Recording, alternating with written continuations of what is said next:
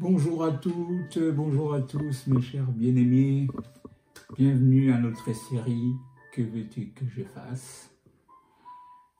Avant tout, nous allons rendre grâce au Seigneur, le bénir pour ces moments et nous allons faire la suite de notre étude qu'on a commencée depuis déjà quelques semaines. Père, nous te bénissons, nous te rendons gloire encore. Toute grâce vient de toi, Père. Alors, aujourd'hui, nous avons grâce d'être ici, de nous réunir encore. Tu nous permets, Père, encore de passer ces moments sous ton influence.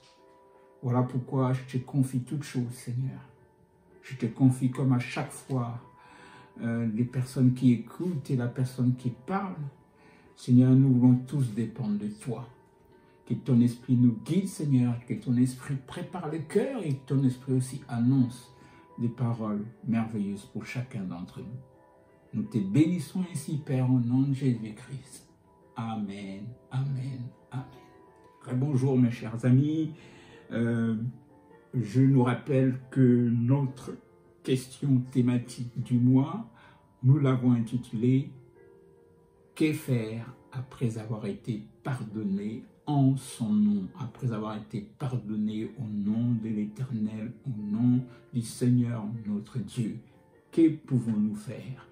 On a déjà abordé un point, celui de la fidélité. Donc je vous demande de regarder calmement notre rendez-vous précédent. Aujourd'hui, nous allons aborder la troisième partie de notre étude. Et nous allons essentiellement faire allusion à deux récits bibliques. D'une part, celui qui est mentionné dans Jean chapitre 8, du verset 1 à 11, et d'autre part, le récit mentionné dans Jean chapitre 4, du verset 1 à 42. Alors, nous en déduirons pour aujourd'hui deux choses majeures à faire après avoir été pardonné par le Seigneur notre Dieu. Allons-y, mes bien-aimés. Donc, on commence par le texte de Jean, chapitre 8, versets 1 à 11. Bien entendu, je ne vais pas lire tous les versets ce soir. Je vous convie d'aller le faire. Je vous rappelle tout simplement qu'il s'agit ici du récit sur la femme adultère judéenne dont on a parlé déjà la semaine passée. Ce soir, nous allons relire les versets 11. Et c'est plus précisément la deuxième partie de la déclaration de notre Seigneur qui va nous intéresser. Donc, je vais lire ces versets. Verset 11, Jean chapitre 8.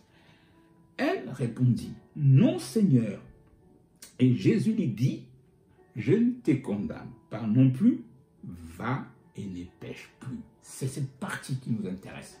Je ne te condamne pas non plus, sous-entend que le Seigneur avait pardonné à cette femme.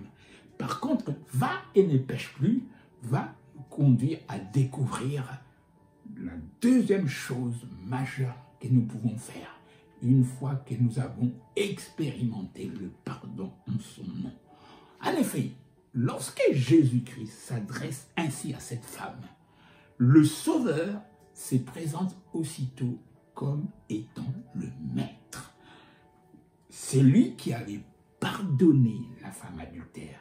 C'est lui qui avait sauvé la femme adultère de la lapidation, va se révéler aussi comme celui qui voulait faire découvrir à cette femme ses principes de vie.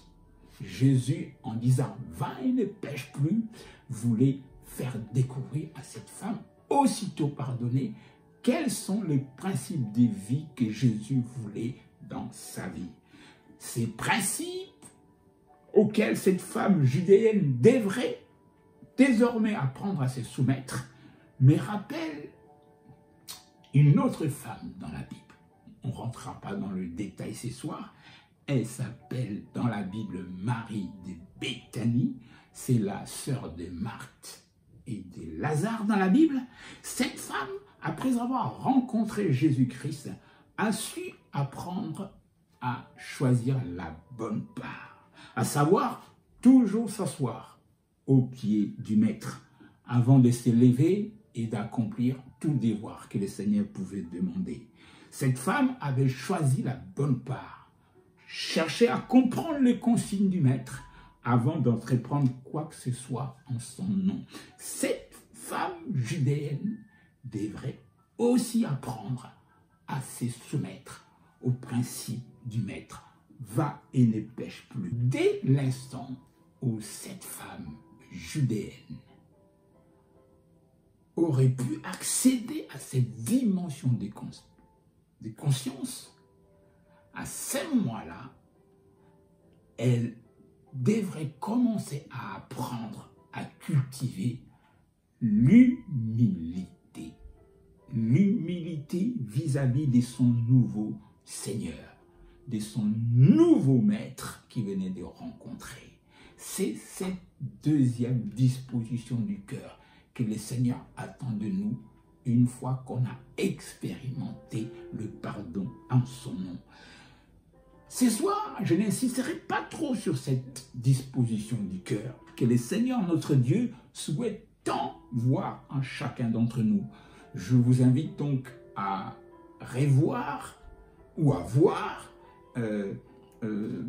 l'une de nos études sur cette notion de l'humilité. Toutefois, je voudrais vous dire une chose là-dessus. Personne dans la Bible, j'ai dit bien personne, n'a pu servir les seigneurs sans cette disposition.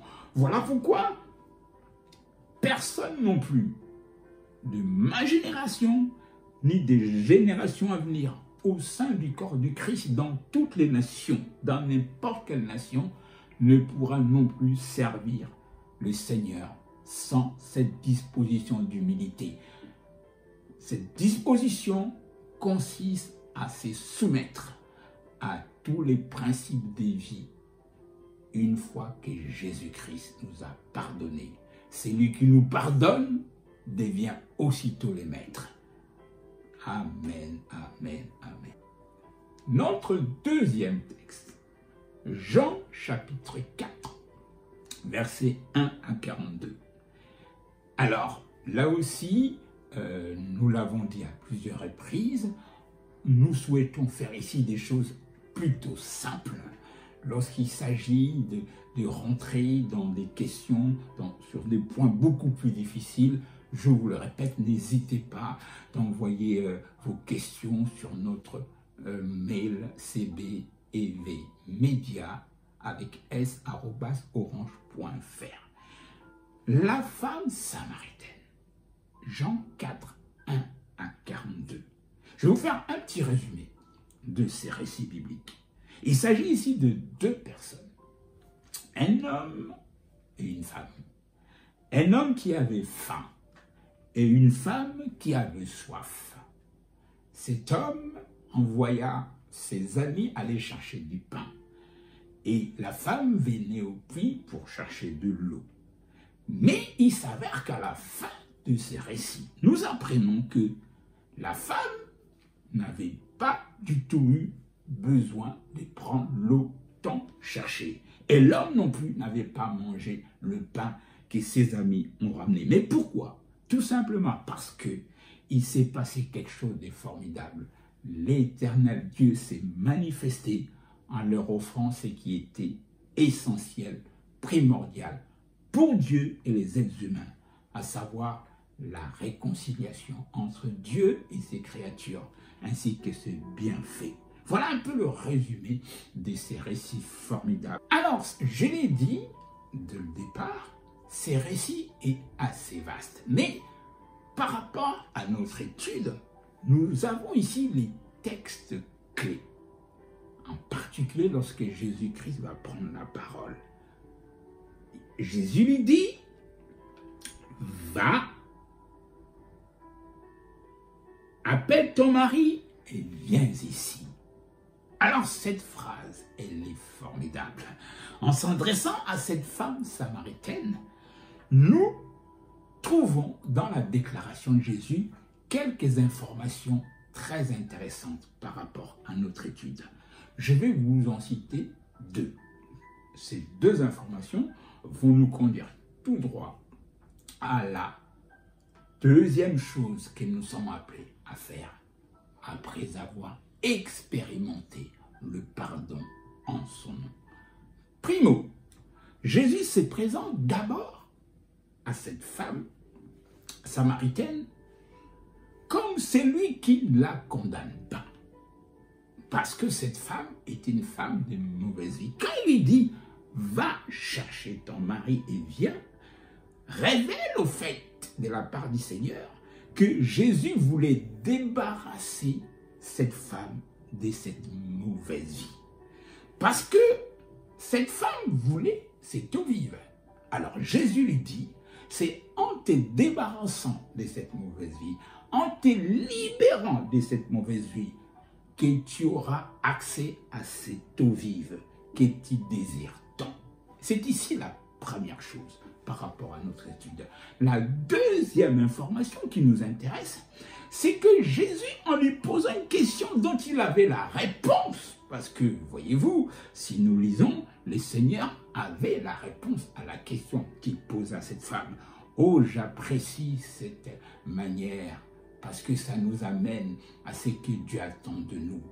Le Seigneur n'est condamné par cette femme. Il voulait la libérer de cette mauvaise vie. Mais il va procéder à une manière où il va lui poser une question dont il avait la réponse. C'est un peu la même chose que le Seigneur posa plusieurs fois des questions. Il connaît les fonds de nos cœurs. Il sait lire. Le Seigneur, au fait, est celui qui est capable de savoir ce que nous, on va lui dire avant que ça sorte de nos bouches.